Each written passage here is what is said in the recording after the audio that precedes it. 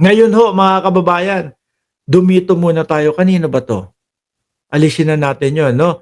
Dumito muna ho tayo mga boss chief amo, sir, sa impeachment pa din ho. Eto kay Chis Escudero naman. Oh, yung tipo bang parang iba na ho ang ihip ng hangin mga kababayan, eh. Yung tipong ngayon is, "O sige susubukan ko, tatanungin ko yung ibang mga senador kung gusto nilang ituloy sa August 4 yung impeachment." Gano'n na ho. Ano? Yung ipinaglalaban natin na nakasaad po, nakasulat sa konstitusyon mga kababayan na kapagka 1/3 na ang pumirma diyan, eh dapat tuloy-tuloy na yang impeachment na yan, iba na ho. Ibang klase talaga sila, Chis. O sige, aalamin ko, tatanungin ko yung ibang mga senador kung gusto nila, okay ba sa kanila ang August 4 na petsa para doon sa impeachment. Eh paano pag sinabi, ay ayaw namin yan, ayaw namin, hindi pwede. Wala na naman. Tuluyan nang nabalewala ang konstitusyon ng Pilipinas? Gano'n ba ang ibig sabihin niyo dito? Ibang klase talaga kayong umano 'no? Ibang klase talagang mga gumawa nung mga tipo bang para bumaliktad yung sitwasyon? Oh, sabi dito, "Cheese to push reconvening of impeachment court on August 4." Parang ngayon ay dahil na ano, dahil napo-focus ang atensyon ng taong bayan kay Cheese na ayaw ituloy o gusto ma-dismiss yung impeachment, eh kunyari naman po, bayani si Cheese Escudero ngayon, mga bossing. No? Siya naman ngayon ang nagsusulong ng impeachment para sa August 4. Oh, ha? Kaya lang ho, yung palabas nila mga kababayan, kaya lang tatanungin ko muna yung ibang mga senador kung papayag sila dito, no? Naging talagang nasa kanila na lang po ang desisyon, hindi na po doon sa mismong konstitusyon ng Pilipinas. 'Di ba, Kian, matatapos na ang termino ni Sara. Kailan kaya sisimulan ang impeachment ni Sara Lustay? Sabi po yan ni Kian. Basahin ko to ha. Eh si Chis oh. Sabi, Chis to push for reconvening of impeachment court on August 4. Tapos ito yung ano. Senate President Francis Chis Escudero on Monday said that he will magpo-propose sa mga senador ha. Hindi na ho, ito ang nakasulat sa konstitusyon, ito dapat ang masunod. Ngayon magpo-propose na, uy, magpo-propose ako doon sa mga senador. Ano, mga senators, okay ba sa inyo to? Hindi, ayaw namin yan. Hindi pwede yan. Ay, ayaw ng mga senador, wala tayong magagawa. Ganun ba? Kasi ho, ang dapat na nangyayari, nako, ito, trabaho natin ito. No? Nakasaad ito sa konstitusyon ng Pilipinas. Kailangan agad-agadin na natin to.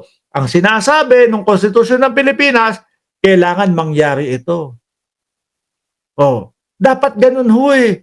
Ngayon, parang ipinamumukha na nila, propose ko muna doon sa mga senador kung okay sa kanila yung August 4. Tapos sasabihin ng mga, siyempre yung mga Duterte Black, naku, may lakad kami niyan. Naku, hindi kami pwede niyan. Oh, kanya-kanya ng mga alibay. Di ba? Sabi pa dito, Escudero, who sits as presiding officer of the impeachment court, explained that notice have to be given both of the House prosecution and Duterte's camp. Paano pag sinabi nung Duterte camp, hindi, ayaw namin, hindi kami papayag, wala na. Ganun-ganun na lang yun. Grabe talaga. From ano po yan ha, simula ho yan mga kababayan, dapat doon sa trabaho natin to, kailangan nating gampanan ito, no? Kailangan gawin natin to, wala tayong choice, kundi gawin ito. Two, papaalam muna ako doon sa ibang mga senador, ipopropose ko muna sa kanila yung August 4 kung okay sa kanila. Nakita nyo kung paano nila gawan ng transition ho, mga bossing? Paano bakit ganun? No? Parang ang dapat yata dyan, automatic na tuloy ang impeachment sa pinakamadaling panahon. Pero, inuunti-unti nila yung bayang Pilipino na, may mga nagsasabi, August 4 daw. Sige, wait lang kayo dyan ha. Tatanungin ko muna yung mga senador kung okay sa kanila. Galing ano? Galing nila mga boss. Kapagka walang nag-e-explain ho nito mga bossing, naku po, sasabihin na lang ng mamamayang Pilipino, ganun pala yun. Pero ang dapat pong ginagawa nila, eto, sabi ng konstitusyon, gawin agad-agad. Into, papaalam muna ako doon sa mga senador, ipopropose ko itong August 4 na sinasabi nila. No? Kung papayag sila, edi okay tayo. Pag hindi. Ibang klase talaga. Sabi, yun yung imumungkahi ko. Ngayon, imumungkahi na lang ho, mga kababayan. Imbis na ratratan agad-agad. Wala na, mungkahi na lang ho. Salamat po, Josephine Sandy de Loberges, no, sa inyong super sticker ho.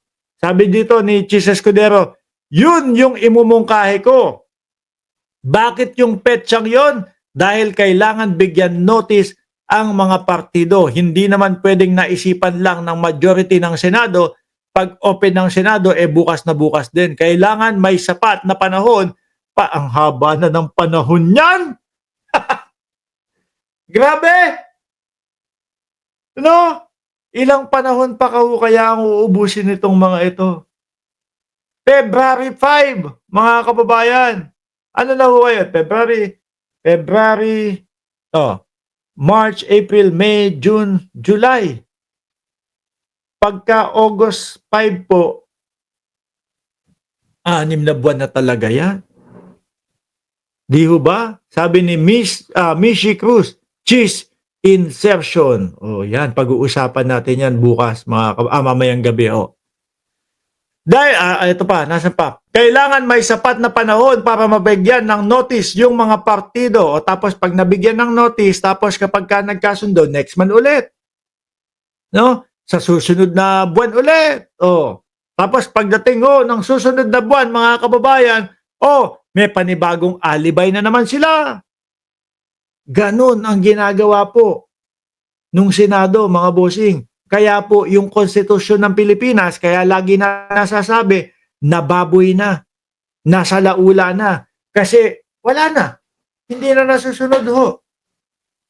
No? Kabaliktaran na po yung ginagawa. Kung sino ang nasa puder, kami ang masusunod. Pakialam namin dyan sa konstitusyon na yan.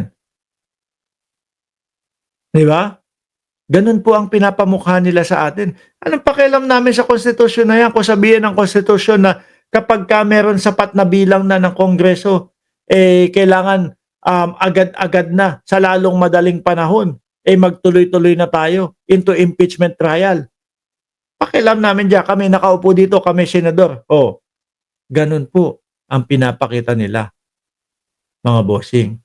No? Abnormal po ang mayor ng Davao. Sabi, hindi ko sabi niya, nabasa ko lang doon sa comment ni Juicy B.